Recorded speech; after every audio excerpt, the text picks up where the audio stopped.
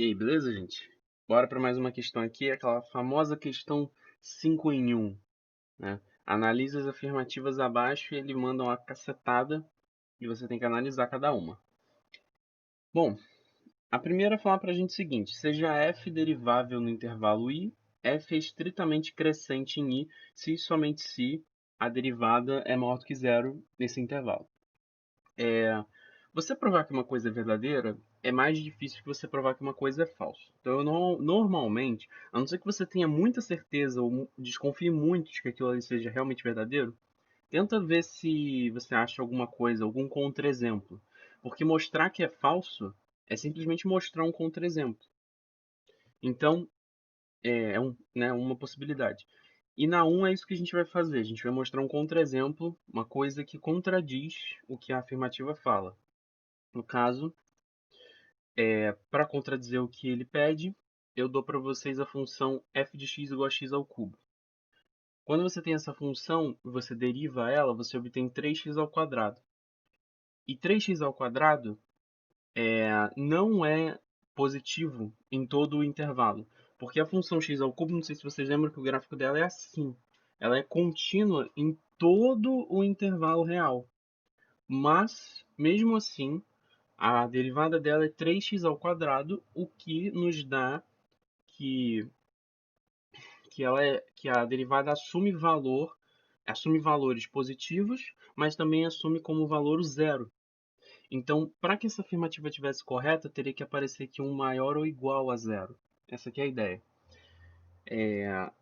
Justamente esse é um exemplo porque o que acontece é que esse ponto x igual a zero na função x ao cubo não é um ponto de máximo nem de mínimo, ele é um ponto de inflexão.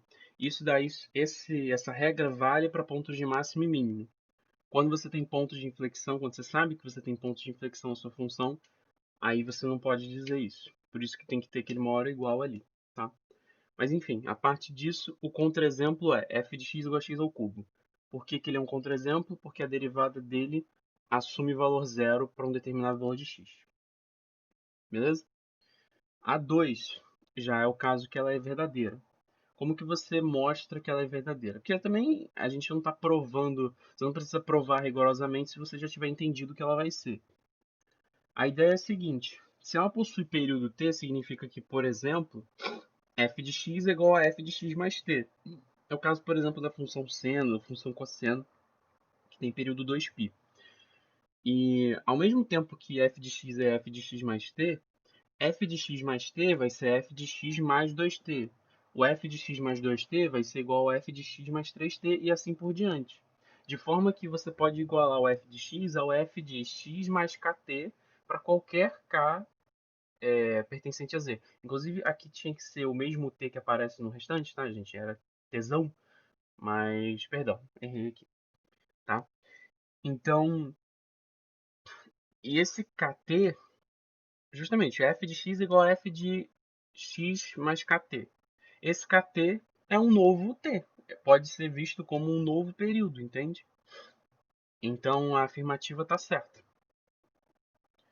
Com relação a 3, toda função contínua é derivável? Quando você vê uma coisa assim, toda, nunca, já desconfia, né? Pois é, ela é falsa. Como contra-exemplo, função f de x igual a módulo de x, que vocês bem sabem que não é derivável em todo o seu intervalo. Não é derivável em x igual a zero, por causa do bico, né? A gente costuma brincar que não dá para derivar função que tem bico. Tem que ser uma coisa curva, mais suave, digamos assim.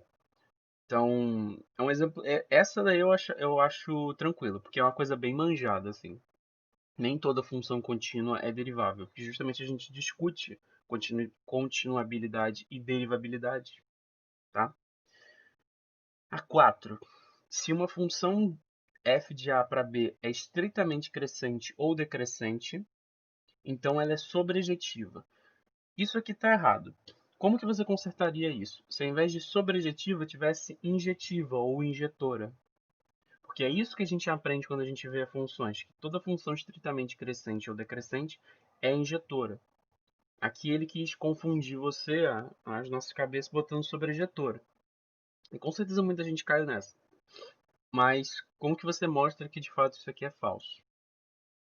Ah, antes disso. Reparou que a gente achou falsa, verdadeira, falsa? Falsa na 1, elimina A e C.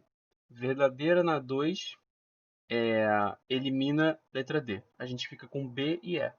A 3 é falsa, elimina B, a gente fica com E. Então, aqui morreu a questão. Ah, mas eu quero muito analisar a 4 e a 5. Você pode, analisa em casa, depois que acabar a prova. Se você analisou isso aqui com certeza e achou essa resposta, pô, vai na fé, cara. A prova tá muito difícil, pô. Então, agora sim, partindo para 4. Como contra-exemplo, tem mais, tá? Todo contra-exemplo, ele não é único, né? Ou pelo menos não necessariamente. Então, como contra-exemplo, temos a função dos reais nos reais, tal que f de x é a exponencial. Porque apesar dela ser estritamente crescente, ela não assume valores menores ou iguais a zero, né? A função exponencial é assim, e aqui tem uma reta, assim, ela tende assintoticamente para o zero quando x tende a menos infinito. A questão é, ele atinge todos os valores positivos, mas ele não atinge zero e não atinge valores negativos. Então repara que a função ser sobrejetora ou não depende muito do contradomínio que eu dou para ela. Porque se eu botasse essa mesma função, só que de contradomínio R asterisco mais, aí ela seria sobrejetora. Entende? Então, por isso que tem gente que fala que sobrejetividade é uma coisa muito. É, é de cada um, sabe? É muito fácil de você mexer. Muito fácil de você ajeitar para a função se virar sobrejetora.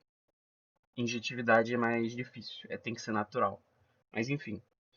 E a 5, por fim, sejam f e g duas funções continuamente deriváveis que satisfazem as relações f' igual a g e f2' igual a menos f.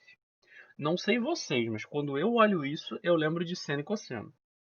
E de fato tem a ver, é um exemplo. Aí ele fala, seja h de x, ainda mais por causa disso aqui, né? Seja h de x igual a f ao quadrado mais g ao quadrado. Se h de 0 é 5, então h de 10 é 5.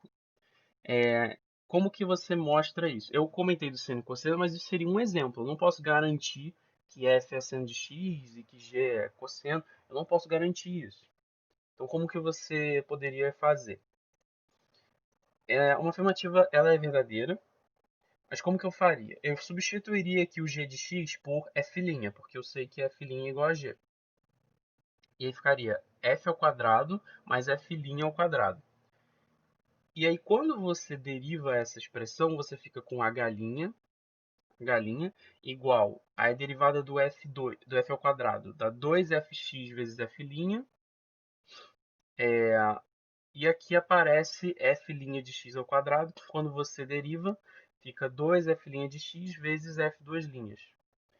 E aí que tá, o f', você sabe que, na verdade, o f, você também tem que ele é menos o f'. Então você fica com menos 2fx vezes f' mais 2fx vezes f'. Beleza? No caso, esse 2fx vezes f' já está aqui. E esse f' que é o que você substitui pelo menos f. Beleza? Então você chega que h de x, a galinha de x é sempre zero. Se a galinha de x é sempre zero, significa que h de x é constante. Se h de x é constante, e h de 0 é 5, então h de 10 é 5, h de qualquer coisa é 5. Um exemplo de funções que funcionariam para aí seria f de x igual a 5 seno, 5 seno de x. Aí o g seria 5 cosseno e aí satisfaria tudo isso aí, tá? Então é isso. Mas lembrando, essa 4 e essa 5 seriam só para você confirmar, porque a 1, a 2 e a 3 já te dão a resposta, tá bom? Então é isso. Espero que vocês tenham entendido. Vamos seguir.